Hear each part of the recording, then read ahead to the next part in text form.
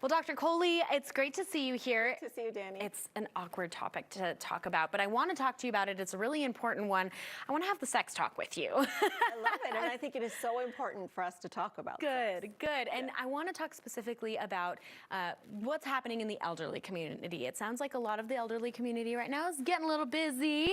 Tell me about this and why this is something we need to be, cognizant of. Well, it's interesting. We sort of tend to think of our older community as not being sexually active or not being interested in sex. But what the data tells us is that 40% of Americans over the age of 65 are sexually active. And a lot of this is as a result of the fact that we now have medications to treat vaginal dryness, which can happen after menopause, erectile dysfunction, which can happen in older men as well. Yeah. So we've sort of gotten over many of the age-related impairments to being sexually active.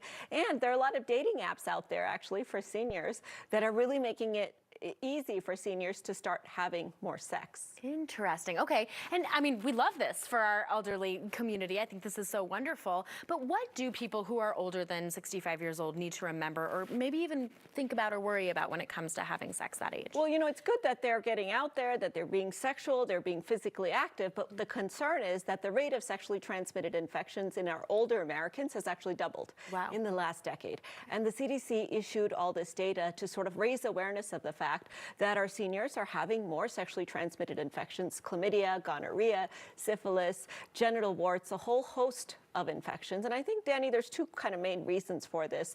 The first is really education. Okay. So when our grandparents' age were younger, the biggest concern with sex was pregnancy. Right. It wasn't as much about sexually transmitted infections. HIV wasn't even an infection when they were in their teens. Yeah. And so the education around having safe sex and being protected and watching out for sexually transmitted infections is lacking. There's a barrier for older adults to talk to people about it. In fact, if you ask them, 17% of them say that even if they had issues with their sexual health, they wouldn't talk to anyone about it. Interesting. And then our immune system changes as we get older. So our immune system gets a little bit weaker, a little less aggressive, so we're more sort of susceptible to infections as well. Okay, yeah. I mean, things that we need to be thinking about. Now, are there ways that, our older community can protect themselves? What can they do to make sure? Because like you said, they might not be thinking about doing things like using a condom or things like that because they're not worried about getting pregnant. What can they do? So I think safe sex is incredibly important, and I think that starts all the way at the beginning from choosing your partner.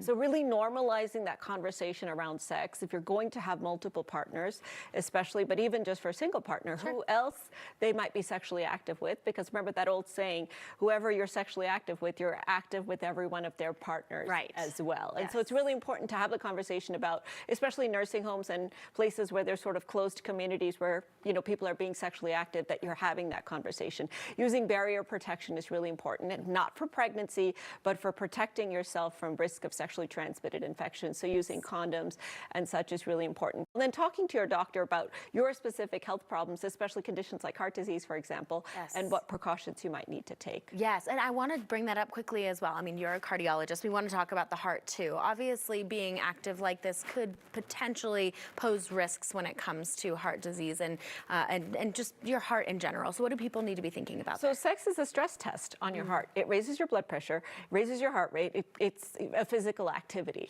So anyone who has any kind of heart disease, whether it's heart attacks and strokes, whether it's congestive heart failure and arrhythmias, even high blood pressure that's not treated, and you go on to have sex because it can really raise that blood pressure, pop open some blood vessels, can be dangerous. So I would say if you have any chronic health problems, having the sex talk with your doctor, bring it up because they want you to bring it up is really, really important to make sure all those conditions are treated. You may even need to get a stress test, which is a test on your heart to make sure that you're in good shape before your doctor clears you for sex. And I have this kind of conversation with my patients all the time because they're heart disease patients.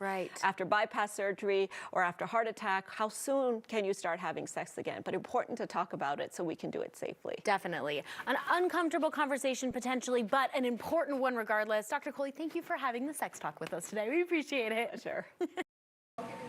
And make sure to email us your questions for Dr. Kohli. Just send your message to MyCOCO at 9news.com and put Kohli in the subject line.